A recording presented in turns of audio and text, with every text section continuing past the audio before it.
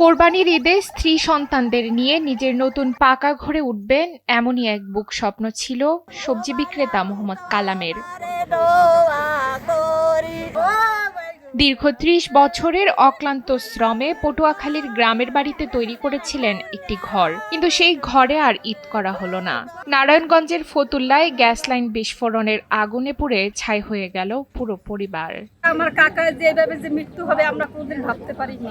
একটা ফ্যামিলি যেভাবে যে নিঃশেষ হয়ে যাবে আমরা অনেক কষ্টে শোক পালন করতে আছি। পরিবারের চারটা লাশ আমার হাতে উপরে গেছে, 5 লাশ বাইকে প্রথম মাঠে দিয়েছি, করোনা দিয়েছি, বাইকগুলো লাশ নিয়ে আসছি, আমার অল ফ্যামিলি শেষ।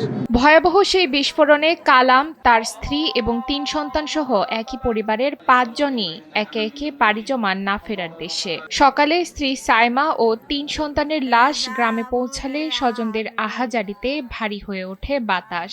কালামের কবরের পাশেই চিরনিদ্রায় শায়িত করা হয় পুরো পরিবারকে। এইভাবে কোনোদিন আর কোনো জায়গায় কোথাও শুনি নাই। এই যে 5টা কবর এক জায়গার মধ্যে খনন করা, দাফন করা, একটা ফ্যামিলি 16 মানুষ, একটা মানুষ বাঁচলো না। এই জন্য আমরা খুব দুঃখিত। এই ফ্যামিলির এককাল সম্পূর্ণ লোক এইভাবে যে মৃত্যুবরণ করছে এইভাবে পুরিয়া, এটা কিন্তু আমাদের বয়সে আমরা কোথাও শুনিও নাই আর দেখিও নাই। বাতি দেওয়ার মতো এই ফ্যামিলিতে কোনো লোক নাই। অসমাপ্ত রয়ে গেল কালামের আজীবনের স্বপ্ন, আর উত্তর কনকদিয়া গ্রামে নেমে এলো নীরবতা। পটুয়াখালী থেকে চিন্ময় কর্মকারের পাঠানো তথ্যচিত্রে ডেস্ক রিপোর্ট, নুসরাত তালবিয়া।